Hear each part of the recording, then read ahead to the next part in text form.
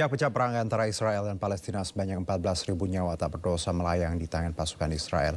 5.000 diantaranya adalah anak-anak. Sejumlah kejahatan perang dilakukan Israel tanpa pandang bulu, namun hingga kini tak ada satupun pihak, bahkan PBB yang mampu menghentikan genosida Israel terhadap rakyat Palestina. Sampai kapan Israel bisa dengan leluasa meluluh lantakan Palestina? Kita akan membahasnya lebih dalam bersama pengamat hukum internasional, Ari Afriansyah. Assalamualaikum, selamat sore Bang Ari. Waalaikumsalam, selamat sore Bang Juno. Ya, terima kasih sudah bersama kami di sini sore. Kalau kita tahu bahwa peperangan terus berlangsung dan Israel terus menggempur, pertanyaan banyak pihak mungkin, bagaimana dunia harus melihat ini? Sampai kapan Israel bisa dengan leluasa meluluh lantakan Palestina kalau tidak ada action, Bang Ari? Ya, seperti yang kita ketahui bahwa kenapa Israel itu masih memiliki kekuatan hingga saat ini, ya, tentu sudah menjadi pengetahuan umum bahwa siapa di belakang Israel. Ya, kita tahu bahwa Amerika Serikatlah sebagai negara adidaya yang mensupport ya semua logistik dan juga kekuatan politik di Israel. Dan kita semua mengetahui bahwa Palestina dalam keadaan yang tidak berdaya menghadapi Israel. Ya, Israel dengan leluasa melakukan serangan-serangan terhadap bangsa Palestina dan juga semakin membabi buta tanpa ada aturan yang sesuai dengan hukum internasional. Tentu hal ini bisa dilakukan karena simply Israel bisa melakukan dan mereka merasa lebih kuat daripada negara lain. Lalu sebagaimana yang ya. Bang Ari, apa yang membuat dunia, ya kita, Indonesia, bahkan negara-negara Arab tidak berdaya untuk paling tidak menciptakan gencatan senjata? Pandangan Anda?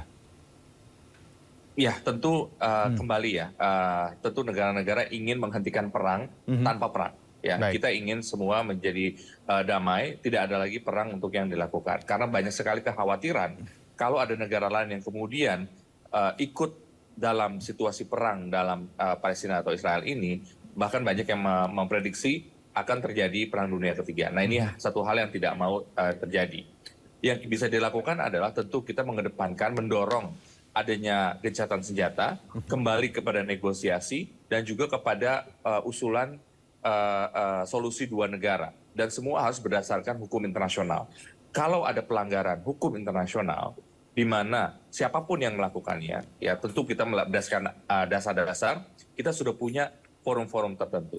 Ya, tentu sekarang negara yang bisa dilakukan oleh negara-negara sekarang adalah mendorong, menghimbau, dan jangan lupa kita juga punya alat tekanan lain, misalnya dari sisi ekonomi, ya, dan juga dari sisi sosial. Kita tahu bagaimana konstituen dari negara Israel maupun Amerika Serikat itu bisa diyakinkan dengan bagaimana tragedi kemanusiaan ini sedang terjadi di Palestina. Demikian. Oke, kalau bicara peran negara-negara Arab tadi, kalau Indonesia kita sudah lihat bagaimana usaha-usaha baik itu Ibu Menlu, Pak Jokowi terakhir kemarin dengan Joe Biden. Kalau negara Arab sendiri, negara-negara yang berdekatan dengan Palestina, misalnya Mesir ya, dan juga Arab Saudi, ini seolah-olah mereka agak cuek dan tidak ada andil dalam membantu in terms of meredakan atau menekan. Bagaimana Anda melihat harusnya negara Arab ini bersikap? Karena mereka secara tidak langsung dekat dan ya secara historical juga berhubungan dengan Palestina. Ya, tentu ketika negara mau membantu ya pihak lain dalam sebuah konflik, tentu negara-negara akan berhitung ya biaya apa yang harus mereka keluarkan dan dampak apa yang akan mereka dapatkan dari keputusan untuk membantu pihak dalam konflik. Tentu dalam hal ini negara-negara Islam yang berada di Timur Tengah diharapkan untuk lebih membantu warga Palestina yang sedang berkonflik. Minimal membuka pintunya untuk jalur kemanusiaan dan juga membuka untuk kaum pengungsi, begitu ya. Nah, ini yang kemudian ya kita terus kemudian menyuarakan aspirasi bagaimana kemudian negara-negara di luar Timur Tengah itu bisa mensupport melalui negara-negara di Timur Tengah ini. Saya yakin hal ini sudah pasti akan dibicarakan oleh negara-negara. Dan kita harus lebih real lagi membantu. Misalnya kita sudah mengirimkan bantuan kapal perang, bantuan dengan kapal perang kita untuk ke sana. Nah, ini mungkin akan memberikan sebuah pesan juga buat negara lain bahwa Indonesia sangat serius ya mengirimkan bantuan itu dengan kapal perangnya. Oke, kalau kita lihat bagaimana sebenarnya tokoh-tokoh dalam negeri ya Mas Ari tadi mengecam keras seperti itu. Saya dan juga publik pasti melihatnya bahwa ya bagus ada sikap seperti itu. Tapi kecaman keras tanpa ada aksi, menurut Anda ada hal lain atau tools lain yang bisa kita lakukan baik itu pemerintah maupun tokoh-tokoh besar di tanah air agar tadi bukan hanya statement mengecam keras tapi ada tindakan real. Menurut Anda ada tools lain yang bisa dilakukan? Sebagai masyarakat internasional, ya tentu kita tidak bisa melakukan lebih dari apa yang kita lakukan sekarang, yaitu dengan cara mengecam, menghimbau, dan jangan lupa tindakan real yang bisa kita lakukan adalah itu melaksanakan himbauan boykot. Ya. Mudah-mudahan dengan tekanan ekonomi kita bisa lebih menekan para pihak untuk segera menghentikan tragedi kemanusiaan ini yang ada di Palestina. Demikian, Mas. Boykot, ini menarik. Ini kan sempat beberapa waktu lalu juga di sounding ke publik. MUI juga sudah mengklarifikasi memang tidak ada daftar khusus. Boykot sendiri seberapa efektif dan apakah ini juga salah satu cara yang bisa kita lakukan? Karena di tanah air pun masih ada ya rancu ketika bicara satu produk. Kita pun tidak tahu whether itu memang support untuk Israel atau tidak. Bagaimana, Mas Ari? Sekali lagi. Ini adalah hal yang minimal kita bisa lakukan, ya. Karena apa? Dengan kita berusaha untuk menunjukkan ketidaksenangan kita, keberpihakan kita kepada dunia, di mana sekarang serba era online begitu ya, di mana apa yang terjadi di Indonesia bisa dilihat di Amerika Serikat, bisa dilihat di Israel dan juga belahan dunia lain. Ini mudah-mudahan dapat menggerakkan ya hati rakyat yang ada di Israel, yang ada di Amerika Serikat, untuk kemudian menekan pemerintahnya untuk segera menghentikan kekerasan yang ada di Palestina ini. Tentu akan ada kebingungan ya, produk mana yang harus kita boykot. Nah inilah tugas kita juga untuk kemudian memperjelas. Saya rasa dengan informasi yang bisa kita lakukan, tentu banyak sekali orang-orang yang membuat konten seperti apa sih produk yang harus kita boykot. Tentu dalam hal ini pemerintah juga bisa meyakinkan yang mana. Mungkin bukan pemerintah ya, mungkin LSM atau mungkin pihak-pihak lain yang mencoba untuk membantu. Dan saya yakin ini bisa dilakukan. Karena apa? Informasi di luar sana itu sangat jelas kalau kita mau mencarinya. Oke, jadi ekonomi ini juga salah satu alat yang bisa kita gunakan untuk menekan. Itu yang paling real yang bisa kita lakukan. Selain tentu menyuarakan keprihatinan dan juga jangan lupa. Ya tentu kita harus berdoa kepada Tuhan Yang Maha Esa. Ya, social media juga cukup powerful ya Mas Arya, bahwa ketika kita bicara konten-konten ini juga menunjukkan bagaimana tekanan kita people power seperti itu ya, agar masyarakat dunia juga bisa melek insight-nya bahwa ini ada hal yang sangat buruk terjadi di Palestina, seperti itu ya Mas Ari? Betul sekali, seperti yang saya sampaikan tadi, apa yang terjadi di Indonesia, di Palestina, di Israel, dimanapun, semua orang sekarang bisa mengaksesnya. Maka dari itu, peran sosial media, informasi apapun, itu bisa kita tunjukkan kepada dunia. Itulah yang bisa kita lakukan, tanpa sekali lagi harus melanggar hukum internasional lainnya.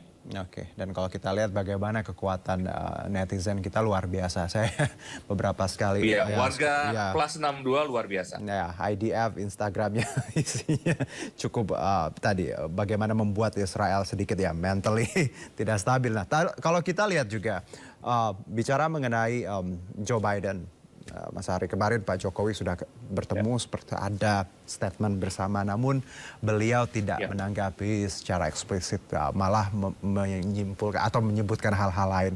Anda melihat dari esensi pertemuan itu, apakah cukup maksimal atau seperti apa tanggapan Anda?